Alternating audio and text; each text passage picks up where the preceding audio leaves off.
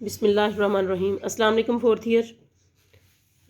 Social work کا lecture ہم fourth year کے لیے ریکارڈ کر رہے ہیں. آج کا ہمارا ٹاپک ہے سماجی تحقیق میں مواد جمع کرنے کے طریقے. اچھا، جب ہم ریسرچ کنڈکٹ کرتے ہیں، جیسا کہ ہم نے لاسٹ ہمارا جو ٹاپک تھا اس میں ہم نے ڈفرینٹ سٹیپس دیکھے ہیں کہ کون کون سے سٹیپس ہیں، کون کون سے مراحل ہیں جن سے گزر کر ایک ریسرچ کا پروسیس کمپلیٹ ہوتا ہے. ایک محقق یعنی ریسرچر ریسرچ کو پایہ تکمیل تک پہنچاتا ہے. آج ہم دیکھتے ہیں کہ تحقیق کے دوران ہم ڈیٹا کلیکشن کے لیے یا مواد جمع کرنے کے لیے ڈیٹا کن کن طریقوں سے جمع کر سکتے ہیں. اور یہاں پہ انہوں نے تحقیق کے لیے جو بنیادی طور پر طریقہ کار وضع کیے ہیں وہ دو ہیں. نمبر ایک ساختی طریقہ کار، اسٹرکچرڈ میتھڈ، اور انسٹرکچرڈ میتھڈ. اسٹرکچرڈ میتھڈ کون سے ہیں؟ یہ ایسے طریقہ کار ہوتے ہیں جن کا طریقہ کار ریسرچ کرنے کا بہت مخصوص ہوتا ہے. یعنی ڈیٹا کلیکشن کے لیے خاص قسم کا سوال نامہ تیار کیا جاتا ہے. اس سوال نامہ کی تیاری میں جو جواب دینے کا جو طریقہ ہوتا ہے وہ بہت کم رہ جاتا ہے. سوالات جو ترتیب دیے جاتے ہیں اور انٹرویو دہندہ جو ہوتا ہے جب وہ انٹرویو کرندہ سے لے رہا ہوتا ہے انٹرویو، تو اس دوران وہ جو سوالات ہوتے ہیں وہ تحریر شدہ فارم میں ہوتے ہیں، جس کی ایک مثال جو ہے وہ سوال نامہ ہے اور انٹرویو نمبر 2 جو ہے انٹرویو شیڈیول ہے. مینس ٹو سے کہ جب ہم سوال نامہ ڈیزائن کرتے ہیں اور سوال نامہ مارکیٹ میں لے جاتے ہیں ڈیٹا کلیکشن کے لیے، تو اس میں جو طریقہ کار ریسپانس کرنے کا طریقہ کار ہے وہ ایک ڈیفائنڈ طریقہ کار ہوتا ہے. اب جیسے سوال نامہ کے متعلق یہاں لکھا ہے کہ سوال نامہ ایک ترکیب ہے جس میں سوالات ایک فارم میں یا ایک شکل میں ترتیب دیے ہوئے ہوتے ہیں. مینس ٹو سے کہ سوال نامے کے اندر سوالات اس طرح سے ہوتے ہیں کہ اس میں آپشنز ہوتی ہیں 1 2 3 4، یعنی یس اور نو، یا پھر ایگری ڈس ایگری، یا پھر پارشلی ایگری. اس طرح سے اس میں سے چوز کرنا ہوتا ہے. اچھا جی، سوال نامہ سوالوں کا ایک ایسا سیٹ ہوتا ہے جو منظم، اور اس میں جواب دہندہ کا انٹرویو کنندہ کے سامنے موجود ہونا ضروری نہیں ہوتا. اب چونکہ ہم سوال نامہ جو ہے یہ ہم بائی پوسٹ بھی بھیج سکتے ہیں. ہم سوال نامہ ڈیزائن کرتے ہیں اور یہ ہم بائی پوسٹ بھیج دیتے ہیں. سم ٹائم ہم کسی اور کے ہاتھ بھی بھیج دیتے ہیں. ہم اپنے کسی کلیگز یا اپنے فرینڈس کو کہتے ہیں کہ یہ کچھ سوال نامے جو ہیں وہ آپ اپنے جو آپ کے قریب مطلوبہ ہمارے رسپونڈنٹس ہیں ان سے فل اپ کرا لیں. مطلب اس میں انٹرویو لینے کے لیے ریسرچر کا موجود ہونا ضروری نہیں ہوتا، اور جواب دینے والا جو شخص جواب دہندہ جو ہوتا ہے وہ سوالات کو خود پڑھتا ہے اور اس کا جواب دے سکتا ہے. سوال نامہ محقق اس وقت استعمال کرتا ہے جب تفصیلی معلومات حاصل کرنا مقصود نہ ہوں. مطلب جب ہم ان ڈیپتھ اسٹڈی نہیں کر رہے، ہم سطحی انفارمیشن حاصل کرنا چاہ رہے ہیں، تو اس میں سوال نامہ ڈیزائن کیا جاتا ہے یا کوسچنر ڈیزائن کیا جاتا ہے. یہ محدود معلومات کے لیے استعمال ہوتا ہے. اور اس کے علاوہ جواب دہندہ افراد جو ہیں وہ جغرافی لحاظ سے جب دور دور ہوتے ہیں، یعنی آپ کے سامنے موجود نہیں ہیں، ان کو آپ ٹچ نہیں کر سکتے، ان کو آپ فیس ٹو فیس آپ کا سامنا نہیں ہے، تو اس صورت میں مجبوری ہے کہ ایک سوال نامہ ہی آپ ایک ایسا ٹول ہے جو کہ آپ استعمال کر سکتے ہیں. اور جن باتوں پر انحصار ہوتا ہے دوران تحقیق وہ یہ ہے کہ جواب دہندہ تحقیق میں دلچسپی رکھے اور جوابات کے لیے رضامند ہو. یعنی ایک کانسنٹ فارم ہوتا ہے جس میں کانسنٹ لی جاتی ہے کہ وہ اگر فرض کریں ریسرچر جو ہے وہ جب سوال نامہ ارسال کرتا ہے، فرض کریں بائی پوسٹ کرتا ہے، تو ان کیس اگر آپ کے پاس سوال نامہ پہنچتا ہے اور آپ اس پوزیشن میں نہیں ہیں کہ آپ اس کو جواب دیں یا وہ سوال نامہ فل اپ کریں، تو اس کے ساتھ کانسنٹ فارم ہوتا ہے. تو آپ کانسنٹ فارم پر اپنا جواب لکھ کر بھیج سکتے ہیں کہ آپ ان کیس آپ فری نہیں ہیں یا آپ کے پاس وقت نہیں ہے، یا پھر آپ جو بھی زیر نظر مسئلہ ہے جس پر تحقیق کی جا رہی ہے اس کے متعلق آپ نہیں رکھتے ہیں کہ آپ اس پہ انفارمیشن نہیں دینا چاہتے، اور اس کا معیار زندگی بلند ہو.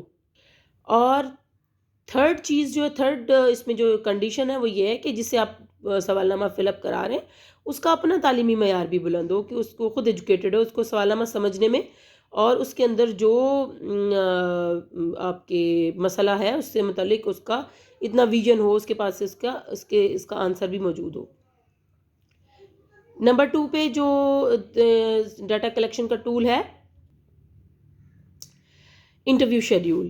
انٹرویو شیڈیول سوالوں کا ایک ایسا مجموعہ ہے جس میں انٹرویو کنندہ خود انٹرویو دہندہ سے دو بدو سوال پوچھ کر ان کے جوابات تحریر کرتا ہے، اور یہ سائنس کا نہایت قابل اعتماد فن ہے اور اس کے ذریعے حاصل شدہ معلومات قابل اعتبار اور صحیح نتائج دیتی ہیں۔ انٹرویو کنندہ ان حالات کا بھی خود مشاہدہ کر لیتا ہے جو انٹرویو کے دوران اور خاتمہ پر پیش آتے ہیں۔ اس کے علاوہ یہ طریقہ سوال نامہ سے زیادہ لچکدار ہے کیونکہ اس کے ذریعے نہ صرف ناخواندہ افراد سے بھی جوابات حاصل کیے جاتے ہیں بلکہ زبان اور دیگر خامیوں کو بھی دور کرنے کے ساتھ ساتھ جوابات کی صداقت کو بھی مختلف تفتیشی سوالات پوچھ کر ممکن بنایا جا سکتا ہے۔ جو انٹرویو شیڈیول ہے اس میں یہ جو سوالات ہوتے ہیں یہ ریٹن فارم میں بے شک ہوتے ہیں، لیکن یہ سوالات پوچھے جاتے ہیں باقاعدہ، جس طرح سے انٹرویو دیا جاتا ہے اس طرح انٹرویو ایک دینے والا ہوتا ہے اور ایک انٹرویو لینے والا ہوتا ہے۔ یہاں پہ بقول جارڈ اور کاک جو ہیں وہ کہتے ہیں کہ سوال نامہ اور انٹرویو شیڈیول دونوں زبانی اطلاعات پر کافی اعتماد رکھتے ہیں۔ سب سے بڑا فرق یہ ہے کہ سوال نامہ میں محدود معلومات حاصل کی جاتی ہیں اور انٹرویو شیڈیول میں سوالات کے ذریعے وسیع معلومات حاصل کی جاتی ہے اور ساتھ ہی پوری حالت کا مشاہدہ بھی یعنی ساتھ ساتھ آبزرو بھی کیا جاتا ہے۔ ان کیس اگر آپ کو ایک کوشچن کے بعد دوسرے کوشچن کی ضرورت ہے پروب کرنے کے لیے، کسی چیز کو مزید اور ٹٹولنے کے لیے، تو آپ مزید اس میں ایڈ کر سکتے ہیں سوالات۔ اچھا، جو دوسری کیٹیگری ہے وہ ہے جی غیر ساختی طریقہ کار یعنی انسٹرکچرڈ میتھڈز۔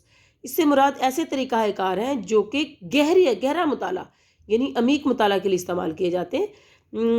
اس میں نہ تو سوالات پہلے سے لکھے گئے ہوتے ہیں اور نہ ہی اس کے جوابات تحریر ہوتے ہیں۔ محقق اپنی علمی بصیرت، قابلیت اور تجربے کی بنا پر کسی مسئلہ یا مخصوص حالت کا گہرا مطالعہ کرنے کے لیے ان طریقوں کا استعمال کرتے ہیں۔ اب اس میں نمبر 1 ہے انٹرویو گائیڈ اور دوسرا ہے مشاہدہ۔ اب انٹرویو گائیڈ کیا ہے؟ انٹرویو گائیڈ کے نتائج وہ فہرست ہے جو انٹرویو کنندہ انٹرویو کے دوران استعمال کرتا ہے۔ ان طریقہ کار میں 2 سوالات کی تشکیل موجودہ حالت میں روشنی میں دیا جاتا ہے یا بدلتا رہتا ہے۔ اب ہم دیکھتے ہیں کہ جیسے انٹرویو لینے کے لیے مختلف ہم چینلز پہ دیکھتے ہیں کہ اینکر پرسنز بیٹھے ہوتے ہیں، وہ ڈیفرنٹ لوگوں کا ایک وقت میں بہت سارے لوگوں کا انٹرویو لے رہے ہوتے ہیں۔ بیسیکلی ان کے پاس انٹرویو گائیڈ ہوتا ہے جس میں انہوں نے کچھ پوائنٹس جو ان کا ٹاپک ہوتا ہے وہ ایڈ کیے ہوئے ہوتے ہیں، اور اس کے اکارڈنگلی جو سوال آتا ہے اس کا جو جواب آتا ہے اس جواب کے اکارڈنگلی جو نیا سوال نکلتا ہے وہ پھر اس کے بعد وہ پٹ کرتے ہیں۔ اس میں سوالات کی کوئی ترتیب نہیں ہوتی۔ انٹرویو گائیڈ جو ہے یہ ایک ایسا اوپن طریقہ کار ہے جس کے ذریعے انفارمیشن حاصل کرنے کے لیے جو ہے وہ اپنی یادداشت کے لیے تھوڑی چیزیں لکھی جاتی ہیں، ادروائز جو ہے اس میں یہ ایسا سوال نامہ یا ایسی تفصیلی تحریر نہیں ہوتی جس میں سوالات موجود ہوں اور ان سوالات کا کسی کو جو ہے وہ بغیر انٹرویو کنندہ کے بغیر جو ہے انٹرویو لیا جا سکے۔ یوزلی جو سائنٹیفک ریسرچ ہے اس میں یہ طریقہ کار جو ہے وہ بہت کم استعمال کیا جاتا ہے کیونکہ سائنٹیفک ریسرچ میں جو کوسچنز ہوتے ہیں وہ ڈیفائنڈ ہوتے ہیں اور وہ ایک ریکارڈ ہوتا ہے، اس میں اس طرح کے آپ بر وقت جو سوالات پوچھ کر نہیں ریسرچ کو کمپلیٹ کر سکتے۔ اور نمبر 2 جو نیکسٹ ہے وہ ہے مشاہدہ۔ پی وی ینگ کے مطابق مشاہدہ ایک گہرا مطالعہ جو آنکھ کے ذریعے کیا جاتا ہے۔ گویا مشاہدہ وہ عمل ہے جس میں آنکھ کے ذریعے معلومات حاصل کی جاتی ہیں اور جو ہمیں ارد گرد ہونے والے واقعات کا احساس دلاتی ہیں۔ مشاہدہ صرف اس وقت عمل میں لایا جا سکتا ہے جب قابل مشاہدہ واقعات رونما ہو رہے ہوں۔ اس کے علاوہ مشاہد کے لیے ضروری ہے کہ وہ واقعات کا تسلسل، واقعات کی اصلیت اور اس کے اثرات کا بھی مشاہدہ کرے، جبکہ بعض اوقات ایک فرد کے لیے ان تمام باتوں کا مشاہدہ کرنا ممکن نہیں ہوتا اور نہ ہی تمام واقعات کا مشاہدہ سائنسی طریقہ کے ذریعے کیا جا سکتا ہے۔ اب کچھ اس طرح کے مسائل ہیں، کچھ اس طرح کی چیزیں جیسے سائیکالوجی ہے سبجیکٹ، تو اس میں کچھ چیزوں کا کے متعلق ڈیٹا کلیکشن کرنے کے لیے ان کا مشاہدہ کرنا پڑتا ہے، آبزرویشن لینی پڑتی ہے سائیکولوجیکل ایکسپیریمنٹس کرنے کے لیے، تو وہاں پہ اس طرح کے طریقے استعمال ہوتے ہیں۔ اس میں 2 طریقے ہیں، مشاہدے کی 2 ٹائپس ہیں، ایک سمپل آبزرویشن ہے اور ایک باضابطہ آبزرویشن ہے۔ سمپل آبزرویشن کیا ہے جی؟ سادہ مشاہدہ سے مراد وہ مشاہدہ ہے جس میں مشاہد کی جانے والی یا مشاہدہ کی جانے والی چیزوں اور حالات پر کوئی کنٹرول نہیں ہوتا، جو کچھ آنکھ کے سامنے آتا ہے سب مشاہدہ کر لیا جاتا ہے، جیسے بازار کی خرید و فروخت، نمائش کا مشاہدہ، کسی جرم کا مشاہدہ یا کسی ٹریفک کا مشاہدہ وغیرہ وغیرہ، یعنی سمپل ہیپننگز ہو رہی ہیں۔ باضابطہ مشاہدہ باضابطہ مشاہدہ اسے کہتے ہیں جس میں مواد مخصوص ہوتا ہے، معلومات حاصل کرنے کے لیے اوزار یا طریقہ کار متعین کر لیے جائیں اور ان کی حدود میں رہ کر غیر جانبداری کے ساتھ مخصوص حالت کا مشاہدہ ریکارڈ کیا جائے، جیسے جرائم کے اسباب معلوم کرنے کے لیے جیل کے قیدیوں سے معلومات لینا۔ دیگر اقسام کو محقق کی موجودگی کے لحاظ سے تقسیم کیا گیا۔ جب محقق ایسی کائنات میں تحقیق کرے جس میں وہ خود رہتا ہے تو شریک مشاہدہ کہلاتا ہے، اور جب محقق ایسی کائنات میں تحقیق کرے جس میں وہ خود نہیں رہتا غیر شریک مشاہدہ کہلاتا ہے۔ جیسے پاکستان کے طالب علم کسی دوسرے ملک جا کر تحقیق کرتے ہیں تو وہ شریک مشاہدہ کہلاتے ہیں۔ اگر پاکستان میں رہتے ہوئے کمپیوٹر، انٹرنیٹ یا دیگر ذرائع ابلاغ کے ذریعے کسی خاص ملک کے حالات اور انسانی کردار کا مشاہدہ کریں تو غیر شریک مشاہدہ کہلائیں گے۔ جی تو کلاس آج کا ہمارا ٹاپک ختم ہوا، اس کو آپ پڑھیے، اس کو لرن کیجئے۔ انشاءاللہ جب آپ کلاس دوبارہ ہماری لائیو کلاس سٹارٹ ہوگی تو اس کے ہم آپ کا ٹیسٹ لیں گے، آپ کا پیپر ہوگا۔ اوکے، اللہ حافظ۔